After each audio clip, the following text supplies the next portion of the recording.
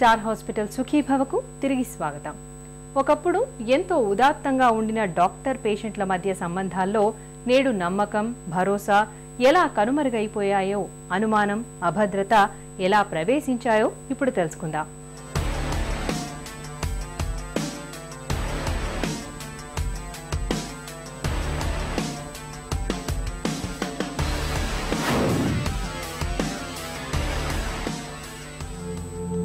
నమ్మకం. వైద్య విధానంలో ఇది పేషెంట్ల పాలిట సంజీవినిలా పనిచేస్తుంది. వైద్యం తీసుకోవడంతో పాటు డాక్టర్పై నమ్మకం కలిగి ఉండడం అనేది రోగి పాలిట ఆరోగ్యప్రదాయనిలా పనిచేస్తుందనేది వైద్య సర్వేలు చెబుతున్నాయి. వైద్యంలో ఏ స్పెషాలిటీస్ లేని కాలంలో, ఇప్పటిలా ఆధునిక వైద్య పరీక్షలేవీ అందుబాటులో లేని కాలంలో కూడా కేవలం ఫ్యామిలీ డాక్టర్ పట్ల ఉన్న అచంచల విశ్వాసమే అప్పట్లో రోగులకు తిరుగులేని సాంత్వనను చేకూర్చేది. అయితే కాలానుగుణంగా వైద్యంలో వ్యాపార ధోరణి ప్రవేశించడంతో డాక్టర్ పేషెంట్ సంబంధాలు దెబ్బతినడం ప్రారంభమయ్యింది. ఇదివరకు కాలంలో ఫ్యామిలీ ప్రాక్టీషనర్స్ అని ఉండేవాళ్ళు, ఫ్యామిలీ డాక్టర్ అని. అందరూ ఆ ఫ్యామిలీ డాక్టర్ దగ్గరికి వెళ్ళేవాళ్ళు. ఆ ఫ్యామిలీ డాక్టర్ జబ్బు ఎలాంటిది అని ఆయన ఎక్స్పర్ట్ కాకపోవచ్చు, కానీ ఆయన నిర్ధారణ చేయగలరు దీనికి ఎక్స్పర్ట్ సహాయం అవసరమా కాదా అని. అలాంటప్పుడు వాళ్ళే ఎక్స్పర్ట్ దగ్గరికి పంపించేవాళ్ళు అనమాట. ఇలా ప్రతి కుటుంబానికి కొంతమంది ఫ్యామిలీ డాక్టర్స్ ఉండేవాళ్ళు. అలాంటిది కనుక మళ్ళీ వస్తే కనుక మనకి ఈ అపనమ్మకం అన్నది పోతుంది. డాక్టర్లని రోగులు ఎలా నమ్మట్లేదు, ఇప్పుడు డాక్టర్లు కూడా రోగుల్ని ఎక్కువగా నమ్మలేకపోతున్నారు. ఎందుకంటే ఈ కన్జ్యూమర్స్ ప్రొటెక్షన్ యాక్ట్ వచ్చిన తర్వాత, అందులోకి డాక్టర్లు వెళ్ళిన తర్వాత డాక్టర్లకు కూడా రోగులు చూస్తే భయం వేస్తుంది. ఎవరు కోర్టుకు వెళ్తారో ఎవరు వెళ్ళరో తెలియదు. కాబట్టి డిఫెన్సివ్ ప్రాక్టీస్ అనమాట. అంటే మమ్మల్ని మేము కాపాడుకోవడానికి అవసరమైనవి లేనివి కూడా కొన్నిసార్లు పరీక్షలు రాయాల్సిన అవసరం వస్తుంది. ఒకవేళ మేము అల్ట్రాసౌండ్ స్కాన్ రాసామనుకోండి, ఉత్తిపుణ్యానికి రాశారంటారు. ఒకవేళ మీరు రాయలేదనుకోండి, మీరు రాసుంటే మాకు తెలిసి ఉండేది, మీరు ఎందుకు రాయలేదు అని అడుగుతారు. కాబట్టి ఇలాంటివి చాలా జరుగుతున్నాయి. కాబట్టి డాక్టర్లు కానీ పేషెంట్లు కానీ ఒకళ్ళ మీద ఒకళ్ళు నమ్మకం పెంచుకుని వాళ్ళు చెప్పేది నిజమా కాదా అనేది చూసుకుని చేయాలి. అలా కాకుండా దుకాణాలు మార్చినట్టు, వాటిని మార్చినట్టు ఒక డాక్టర్ దగ్గరికి వెళ్ళి ఆ డాక్టర్ చెప్పింది నచ్చక ఇంకో డాక్టర్ దగ్గరికి వెళ్ళి ఫలానా డాక్టర్ చెప్పింది కరెక్టా కాదా అని తెలుసుకోవడానికి ప్రయత్నం చేయడం మాత్రం చాలా పొరపాటు. కాబట్టి మనము ఇప్పుడున్న అపనమ్మకాన్ని, ఒకళ్ళ మీద ఒకళ్ళకున్న అపనమ్మకాన్ని పోగొట్టుకుని ఒకళ్ళను ఒకళ్ళు నమ్మే పరిస్థితి వస్తే తప్పకుండా డాక్టర్లు కూడా బాగుపడతారు, పేషెంట్లు కూడా బాగుపడతారు. ఈ మధ్య డాక్టర్స్ మీద చాలామంది రోగులకి అపనమ్మకం పెరిగిపోతుంది. దీనికి కారణం డాక్టర్లే అనుకుంటున్నారు, కానీ ఇది సరికాదు.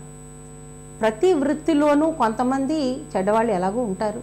కొంతమంది తన వృత్తి ధర్మాన్ని పాటించకుండా, వృత్తి ధర్మాన్ని ప్రోత్సహించకుండా వేరే పనులు, అడ్డదారులు కూడా తప్పొచ్చును. కానీ డాక్టర్లు, కేవలం డాక్టర్లలోనే ఇలాంటి వాళ్ళు ఉంటారు అని అనుకోవడం మాత్రం పొరపాటు. ఇలా డాక్టర్లు వృత్తి ధర్మాన్ని వదిలేదానికి రోగులు కూడా చాలా దోహదం చేస్తున్నారు అన్నది చాలామంది గ్రహించాల్సిన విషయం. ముఖ్యంగా మీరు మా గైనకాలజీలోనే తీసుకోండి, అనవసరంగా డాక్టర్లు సిజేరియన్లు చేసేస్తున్నారు అంటారు. కానీ ఎంతమంది రోగులు వచ్చి, పేషెంట్లు మా దగ్గర ఫలానా ముహూర్తానికి నాకు ఆపరేషన్ చేసి బిడ్డను తీయండి, నాకు ఈ ముహూర్తానికే బిడ్డ కావాలి అని అడిగేవాళ్ళు లేరు. నేను నొప్పులు భరించలేను, నాకు ఆపరేషన్ చెయ్యండి అనేవాళ్ళు ఎంతమంది లేరు. అలాగే అమ్మాయి నొప్పులు పడుతూ ఉంటే చుట్టూ ఉన్న ఆడవాళ్ళు, వాళ్ళ తల్లి కానివ్వండి, అత్త కానివ్వండి, భర్త కానివ్వండి, మేము ఆమె పడే నొప్పులు చూడలేకపోతున్నామండి, ఆపరేషన్ చెయ్యండి అని అడిగేవాళ్ళు ఎంతమంది లేరు.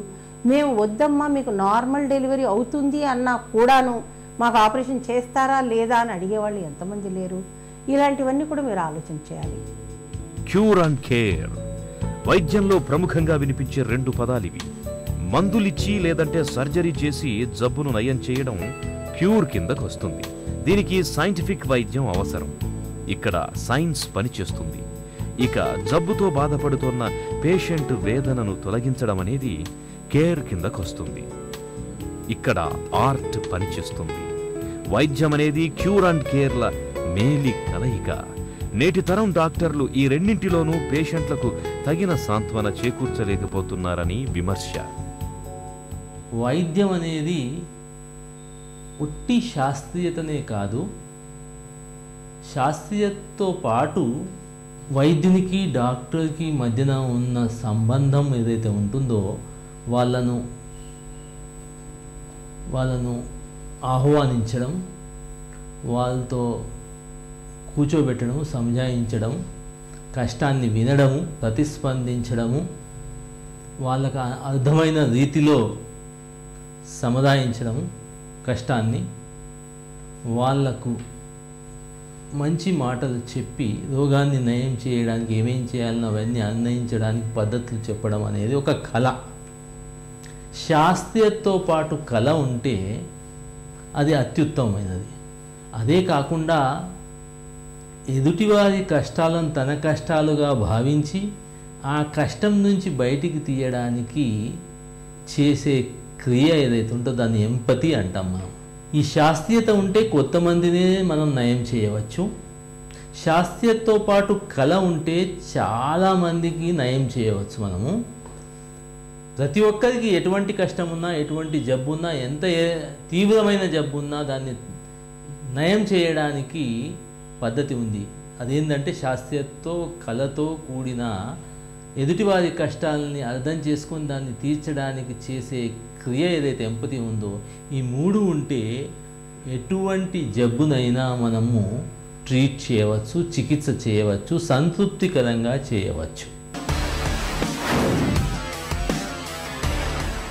పేషెంట్కి క్యూర్ చేయటం కన్నా ముందు డాక్టర్ గారు కొంచెం స్వాంతన ఇచ్చే కొన్ని సంభాషణ కనుక చేసినట్టయితే పేషెంట్తో వారికి సగం జబ్బు క్యూర్ అయిపోతుంది.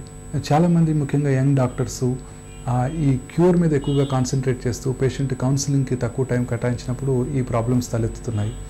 డాక్టర్ గారు పేషెంట్ యొక్క చెప్పిన కంప్లైంట్స్ అన్ని సక్రమంగా విని ఆ తర్వాత పేషెంట్కి కొంచెం స్వాంతన కూర్చే కొన్ని వర్డ్స్ కనుక పేషెంట్తో మాట్లాడినట్టయితే పేషెంట్కి చాలా రిలీఫ్ ఉంటుంది, సగం జబ్బు తగ్గిపోతుంది.